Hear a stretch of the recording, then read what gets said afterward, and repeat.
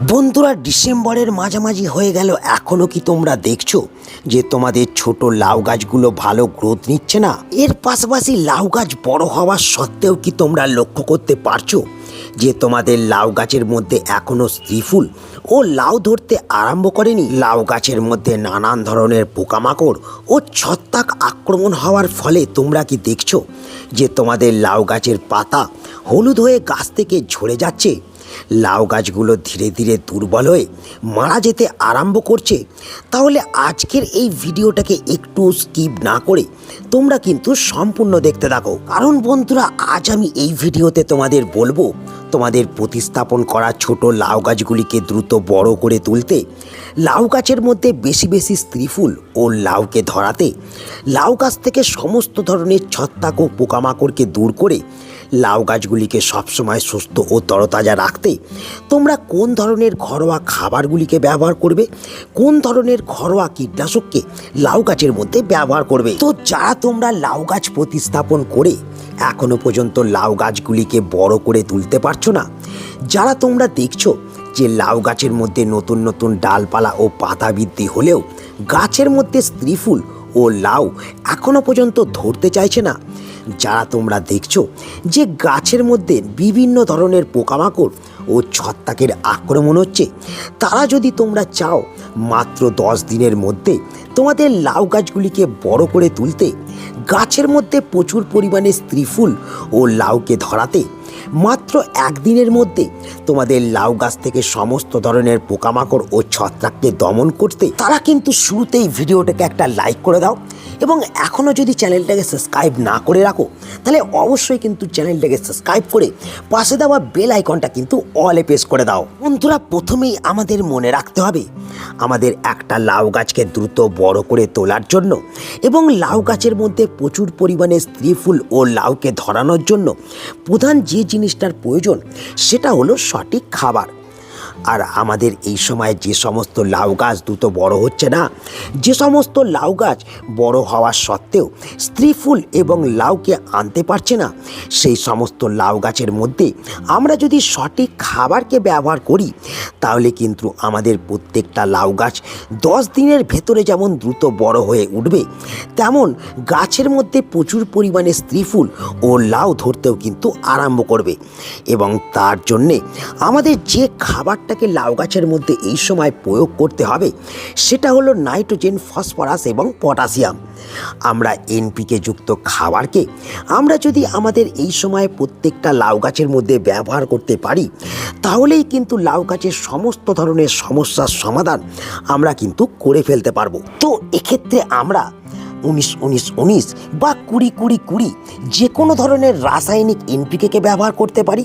তাছাড়া আমরা বাড়ির মধ্যে ঘরোয়া পদ্ধতিতে একটা এনপিকে যুক্ত খাবারকে তৈরি করে কিন্তু গাছের মধ্যে প্রয়োগ করতে পারি। তো এবার প্রশ্ন হচ্ছে, আমরা কোন ধরনের ঘরোয়া সারকে বাড়ির মধ্যে তৈরি করে ব্যবহার করতে পারবো? তো বন্ধুরা, আমার হাতে এই সময় যে সারটা বা খাবারটাকে তোমরা দেখতে পাচ্ছ, এই তরল খাবারটাকে যদি আমরা বাড়ির মধ্যে তৈরি করে এই সময় আমাদের প্রত্যেকটা লাউ গাছের মধ্যে ব্যবহার করতে পারি তাহলে মাত্র 10 দিনের ভেতরে যেমন আমাদের প্রত্যেকটা লাউ গাছ দ্রুত বড় হয়ে উঠবে, তেমন গাছের মধ্যে প্রচুর পরিমাণে কিন্তু স্ত্রী ফুল ও লাউ ধরতেও আরম্ভ করবে। কারণ বন্ধুরা, আমার হাতে এই যে তরল খাবারটা দেখছো, এই খাবারটার মধ্যে আছে প্রচুর পরিমাণে নাইট্রোজেন, ফসফরাস, পটাশিয়াম।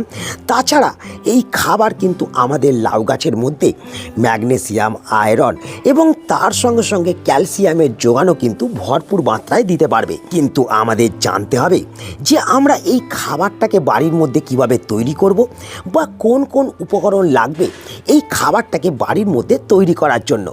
তো বন্ধুরা, আমার হাতে যে খাবারটাকে তোমরা দেখছো, এই খাবারটাকে তৈরি করতে হতে গেলে তোমাদের কিন্তু 1 টাকাও খরচ হবে না। তো চলো আর সময় নষ্ট না করে তাই আমরা জেনে নিই যে এই খাবারটাকে আমরা বাড়ির মধ্যে কিভাবে প্রস্তুত করব এবং কোন কোন উপকরণ এই খাবারটাকে তৈরি করার জন্য আমাদের লাগবে। বন্ধুরা, আমাদের লাউ গাছের জন্য এই ঘরোয়া তরল খাবারটাকে বাড়ির মধ্যে প্রস্তুত করতে হতে গেলে আমাদের প্রথম যে ঘরোয়া উপকরণটার প্রয়োজন সেটা হলো বন্ধুরা এটা।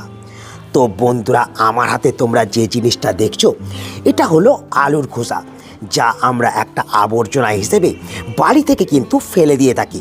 কিন্তু আমরা জানি না এই আলুর খোসার মধ্যে আছে প্রচুর পরিমাণে পটাশিয়াম, ম্যাগনেসিয়াম এবং তার সঙ্গে সঙ্গে আয়রন, যা আমাদের লাউ গাছের মধ্যে প্রচুর পরিমাণে স্ত্রীফুল ও লাউ ধরাতে কিন্তু সাহায্য করে। তো বন্ধুরা, আমাদের যেটা করতে হবে, আমাদের এক বাটি আলুর খোসাকে কিন্তু সংগ্রহ করে নিতে হবে। তোমরা দেখতে পাচ্ছ আমি এখানে এক বাটি কাঁচা আলুর খোসাকে কিন্তু নিয়েছি এবং এই এক বাটি কাঁচা আলুর খোসাকে নেওয়ার পর আমাদের যেটা করতে হবে, মিক্সি গ্রাইন্ডারে এইভাবে কিন্তু আলুর খোসাকে আমাদের পেস্ট করে ফেলতে হবে। যেমন তোমরা দেখছো আমি আলুর খোসাটাকে পুরোপুরি পেস্ট করে ফেলেছি এবং আলুর খোসাকে পেস্ট করে নেওয়ার পর আমরা যেটা করব, আমরা একটা পাত্রের মধ্যে 1 লিটার জল নেব এবং 1 লিটার জলকে নেওয়ার পর আমরা এই আলুর খোসার যে পেস্ট, এই পেস্টটাকে সম্পূর্ণ আমরা কিন্তু জলের মধ্যে কিন্তু প্রয়োগ করে দেবো। যেমন তোমরা দেখছো আমি প্রয়োগ করে দিলাম এবং প্রয়োগ করে দেওয়ার পর আমাদের যেটা করতে হবে, আমাদের কিন্তু এই আলুর খোসার পেস্টটাকে জলের সঙ্গে কিন্তু ভালো করে গুলে নিতে হবে। দেখতে পাচ্ছ আমি কিন্তু গুলে নিলাম এবং গুলে নেওয়ার পর একটা লালচে বর্ণের তরল দ্রবণকে কিন্তু তোমরা লক্ষ্য করতে পারবে। এবং এই দ্রবণটাকে তৈরি করার পর আমাদের যেটা করতে হবে, আমাদের বাড়িতে থাকা এই কফি পাউডারকে কিন্তু কিছুটা সংগ্রহ করে নিতে হবে। তো কতটা পরিমাণে আমরা নেব, আমরা 1 লিটার দ্রবণ তৈরি করার জন্য আমরা কিন্তু হাফ চামচ কফি পাউডারকে কিন্তু নিয়ে নেব। দেখতে পাচ্ছ আমি কিন্তু হাফ চামচ কফি পাউডার এই 1 লিটার দ্রবণের মধ্যে কিন্তু প্রয়োগ করে দিলাম এবং প্রয়োগ করে দেওয়ার সাথে সাথে আমাদের যেটা করতে হবে, দ্রবণটাকে আবার পুনরায় কিন্তু আমাদের একটুখানি গুলিয়ে নিতে হবে এবং গুলিয়ে নেওয়ার পর কমসে কম আমাদের 1 ঘন্টা এই দ্রবণটাকে কিন্তু স্থির অবস্থায় রেখে দিতে হবে। তো চলো আমরা 1 ঘন্টা পর ফিরে আসি, তারপর এই দ্রবণটাকে আমরা কিভাবে আমাদের লাউ গাছের মধ্যে প্রয়োগ করব সেটা আমরা দেখে নেব। বন্ধুরা, আমি ফিরে চলে এলাম, দেখতে পাচ্ছ 1 ঘন্টা পর, এবং 1 ঘন্টার মধ্যে এই দ্রবণটা কিন্তু সম্পূর্ণভাবে প্রস্তুত হয়ে গেছে। তোমরা 1 ঘন্টা পর ফিরে এসে আবার কিন্তু দ্রবণটাকে ভালো করে গুলিয়ে নেবে এবং গুলিয়ে নেওয়ার পর অন্য একটা পাত্রের মধ্যে একটা ছাঁকনির সাহায্যে তোমরা কিন্তু দ্রবণটাকে ছেঁকে নেবে। কারণ বন্ধুরা, এই দ্রবণের মধ্যে থাকা আলুর খোসার যে কুঁচো, এই কুঁচোকে কিন্তু আমরা কখনোই ব্যবহার করব না। আমরা যেটা করব, জাস্ট আমরা আলুর খোসা থেকে বেরিয়ে আসা তরল দ্রবণটাকেই কিন্তু ব্যবহার করব। যেমন তোমরা দেখতে পাচ্ছ এই দ্রবণটাকে আমি নিয়ে নিয়েছি। তো এই দ্রবণটাকে এবার আমাদের কতটা পরিমাণে লাউ গাছের মধ্যে প্রয়োগ করতে হবে, তো বন্ধুরা আমাদের যেটা করতে হবে, এই দ্রবণটাকে টব অনুযায়ী আমাদের কিন্তু ব্যবহার করতে হবে। তো এক্ষেত্রে আমরা যেটা করব, যে সমস্ত লাউ গাছ আমাদের টবের মধ্যে প্রতিস্থাপন করা আছে, সেই সমস্ত লাউ গাছের মধ্যে যতটা পরিমাণে আমরা জলকে ব্যবহার করি ততটা পরিমাণে এই দ্রবণকে আমরা ব্যবহার করব। এবং যে সমস্ত লাউ গাছ আমাদের মাটির মধ্যে আছে, সেই সমস্ত লাউ গাছের মধ্যে আমরা 500 ml করে এই দ্রবণকে কিন্তু ব্যবহার করতে পারবো। তো তোমরা দেখতে পাচ্ছ আমি কিন্তু এই দ্রবণটাকে আমার টবের মধ্যে থাকা লাউ গাছের মধ্যে কিন্তু কমসে কম আমি 400 ml পর্যন্ত ব্যবহার করে দিলাম এবং বাকি দ্রবণকে আমি অন্যান্য লাউ গাছের মধ্যে কিন্তু ব্যবহার করতে পারবো।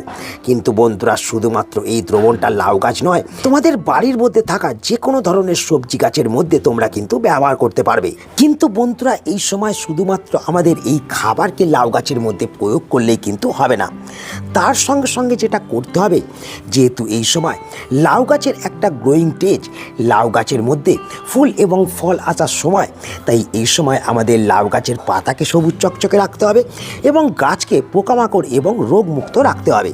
আর তার জন্যে আমাদের যেটা করতে হবে, নিয়মিত আমাদের একটা কীটনাশকও বাড়ির মধ্যে তৈরি করে ব্যবহার করতে হবে।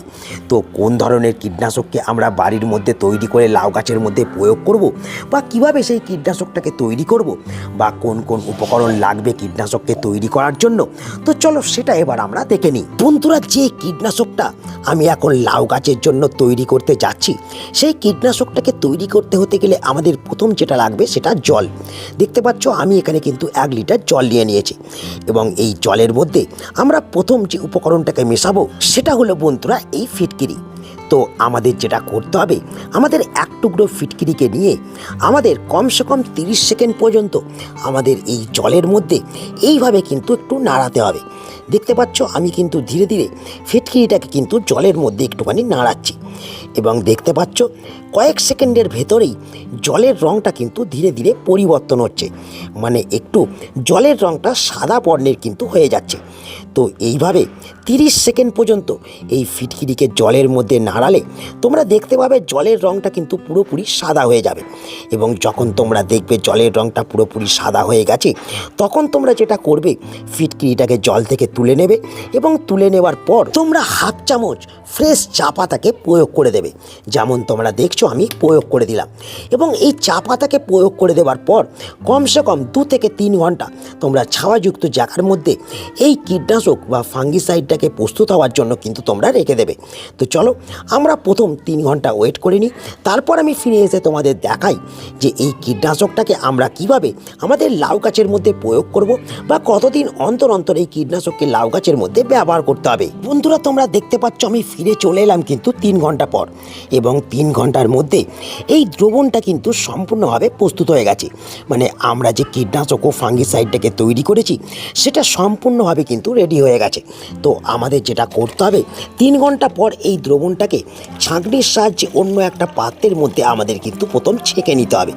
দেখতে পাচ্ছ আমি ছেঁকে নিলাম, এবং ছেঁকে নেওয়ার পর এই যে তরল দ্রবণটা তৈরি হলো, এই তরল দ্রবণটাকেই আমাদের লাউ গাছের পাতার মধ্যে কিন্তু স্প্রে করতে হবে। আর এই কীটনাশককে আমরা যদি একবার আমাদের লাউ গাছের মধ্যে প্রয়োগ করি, তাহলে কিন্তু মাত্র 24 ঘন্টার ভেতরেই সমস্ত ধরনের পোকামাকড়, সমস্ত ধরনের ছত্রাক আমাদের লাউ গাছ থেকে কিন্তু দূর হবে। কিন্তু বন্ধুরা, কেবলমাত্র একবার কিংবা দুবার ব্যবহার করেই এই কীটনাশক কাম ফাঙ্গিসাইডটাকে ব্যবহার করা বন্ধ করলে চলবে না। তোমাদের যেটা করতে হবে, তোমাদের কিন্তু সম্পূর্ণ শীতকাল জুড়ে, মানে যতদিন লাউ গাছ জীবিত থাকবে ততদিন প্রত্যেক সপ্তাহে একবার করে বিকালবেলায় এই কীটনাশক কাম ফাঙ্গিসাইডটাকে লাউ গাছের পাতার মধ্যে কিন্তু স্প্রে করতে হবে। তাহলে যেটা হবে, পোকামাকড় এবং ছত্রাক তো দূর হবেই, তার সঙ্গে সঙ্গে লাউ গাছের মধ্যে আমরা কিন্তু নাইট্রোজেন এবং পটাশিয়ামের যোগানটা ফলিয়ার স্প্রের মাধ্যমে কিন্তু দিতে পারবো। মানে এই কীটনাশক ও ফাঙ্গিসাইড পোকামাকড় ও ছত্রাককে দূর করার পাশাপাশি গাছের মধ্যে নাইট্রোজেন ও পটাশিয়ামের যোগানও দেবে। তো বন্ধুরা, আশা করি তোমরা সকলেই বুঝতে পারলে। এখনও তোমাদের যে সমস্ত লাউ গাছ দ্রুত বৃদ্ধি হচ্ছে না, যে সমস্ত লাউ গাছের মধ্যে স্ত্রী ফুল ও লাউ ধরতে চাইছে না, যে সমস্ত লাউ গাছের মধ্যে পোকামাকড় ও ছত্রাকের আক্রমণ হচ্ছে, সেই সমস্ত লাউ গাছের মধ্যে কোন জিনিসকে ব্যবহার করলে তোমরা এই সমস্ত সমস্যাকে বন্ধ করতে পারবে। তো তাই আজ এই ভিডিওটাকে এখানেই আমি শেষ করছি। আশা করি এই ভিডিওটা তোমাদের সকলের কাজে লেগেছে। যদি ভিডিওটা ভালো লাগে তাহলে অবশ্যই ভিডিওটাকে একটা লাইক করে দেবে, তোমাদের বন্ধুদের কাছে শেয়ার করে দেবে, এবং এখনও যারা চ্যানেলটাকে সাবস্ক্রাইব করে রাখুনি তারা অবশ্যই কিন্তু কার্তিক হর্টিকালচারকে সাবস্ক্রাইব করে রাখবে। তো দেখা হচ্ছে আবার একটা নতুন ভিডিওতে। সকলে ভালো থেকো, নমস্কার।